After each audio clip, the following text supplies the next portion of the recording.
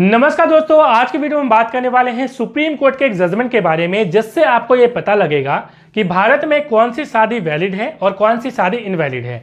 यदि आपने ऑलरेडी शादी कर लिया है या आप शादी करने के बारे में सोच रहे हैं तो किस प्रकार से करें कि वो शादी वैलिड हो जाए। यदि आपने कर लिया है तो क्या करें कि वो वैलिड हो जाए, क्योंकि सुप्रीम कोर्ट के इस डिसीजन में क्या हुआ है कि पहले से एक शादीशुदा जोड़ा का जो शादी है उसकी शादी को इनवैलिड करार दे दिया गया है। तो इसी पे आज हम इस वीडियो में चर्चा करेंगे।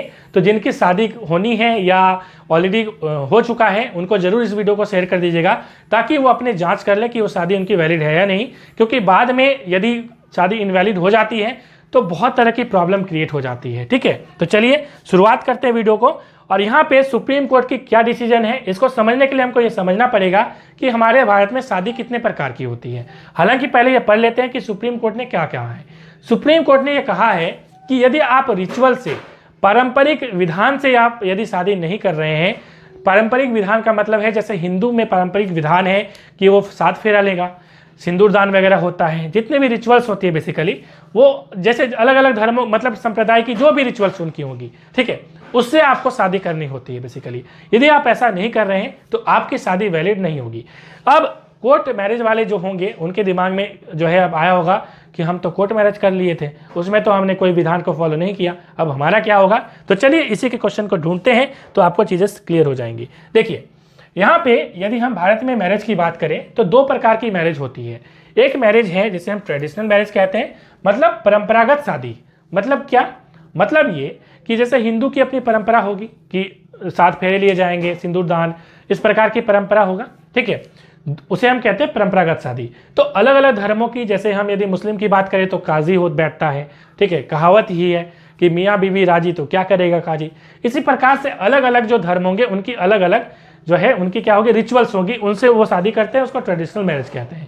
दूसरी मैरिज होती है कोर्ट मैरिज, ठीक है, कि आप 2 जोड़े हैं, उन्होंने जो है मन किया कि शादी करना है तो कोर्ट में जाके वो अप्लाई करेंगे, तो वो मैरिज जो है कोर्ट मैरिज कहलाती है। देखिए अब यहाँ पे यदि आपने ट्रेडिशनल मैरिज किया हुआ है, ठीक है, तो इसके कुछ नियम्स हैं, ठीक है। इसमें मान लीजिए आपने अपने परंपरा को पूरा फॉलो किया और आपने शादी किया। परंपरा को फॉलो करने का ये मतलब नहीं है कि बिल्कुल आप जो है डीजे आप लेके आ गए हैं, ठीक है, डीजे वाले बाबू, मतलब वो सब कुछ नहीं करना है, वो कोई परंपरा नहीं है।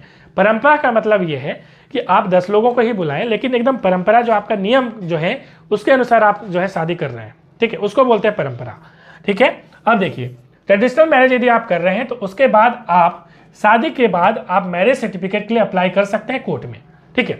तो मैरिज सर्टिफिकेट और कोर्ट मैरिज में अंतर होता है।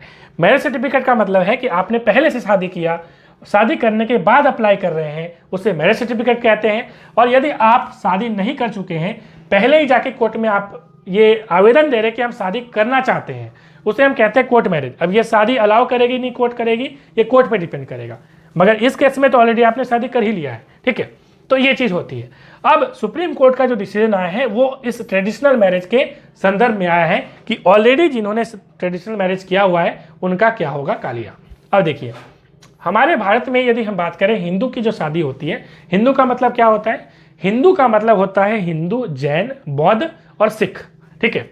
तो इनकी जो शादी होगी वो हिंदू मैरिज एक्ट 1955 के तहत होगी। जैसा कि हमने बोला कि आपको यदि सर्टिफिकेट प्राप्त करना है तो इसी जो है विना पे, मतलब इसी एक्ट के तहत आपको ये सर्टिफिकेट दी जाती है, ठीक है। तो इसमें मेनली 2 धारा बहुत ज़्यादा इंपॉर्टेंट है जिसमें सुप्रीम कोर्ट ने जजमेंट दिया है, ठीक है। तो एक तो होता है सेक्शन 7। सेक्शन 7 के तहत ये कहा गया है कि आपको अपना रिचुअल फॉलो करते हुए विवाह करना है। इसमें साफ साफ लिखा है कि आपको क्या करना है, तो आपको जो है सेरेमनीज वगैरह जो है, मतलब आपको समारोह आयोजित करनी होगी, लोगों को बुलाना होगा, और उसको आप जो है ऐसा नहीं कि 1000 लोगों को बुलाएं, आप अपने सामर्थ्य के अनुसार लोगों को बुला सकते हैं और आप शादी करेंगे। इसे कहते हैं हम सेक्शन 7 के तहत शादी, मतलब आपको रिचुअल के, परंपरा के अनुसार शादी होगा। जो हमने ट्रेडिशनल मैरिज में देखा था वही है ये, ठीक है, ट्रेडिशनल मैरिज के अंदर ही आता है। समझ गए बात। सेक्शन 8 क्या कहता है, सेक्शन 8 में यह बातें बताई गई हैं।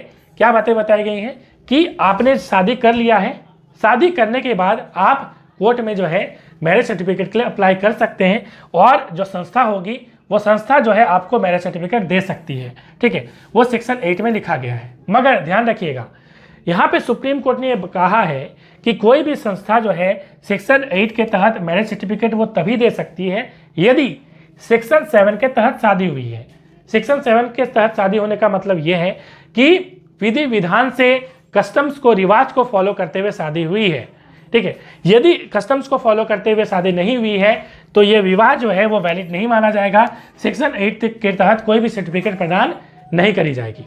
तो यही माननीय सुप्रीम कोर्ट ने कहा है कि यहाँ पे चूंकि इस मामले में जो यहाँ पे कोर्ट में मामला गया था, उन्होंने तलाक जो है, तलाक बेसिकली उन्होंने लिया, तो उसमें इन्होंने जो विवाह का जोड़ा है उन्होंने कहा था कि हमने शादी जो है उसमें कोई जो है समारोह वगैरह सेरेमनी जो है हमने आयोजित नहीं करा था, जिसके कारण हमारा विवाह वैलिड नहीं है। तो सुप्रीम कोर्ट ने जो है इसको जो है इनवैलिड करा दे दिया गया।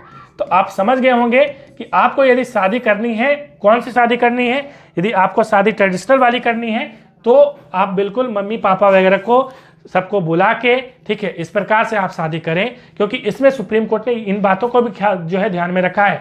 उन्होंने बताया है साफ साफ कि कई सारे लोग क्या करते हैं, कई सारे लोग जो है वीज़ा लेने के लिए, विदेश जाने के लिए पहले मम्मी पापा को साइन करवा लिए कि हम शादी करना चाहते हैं।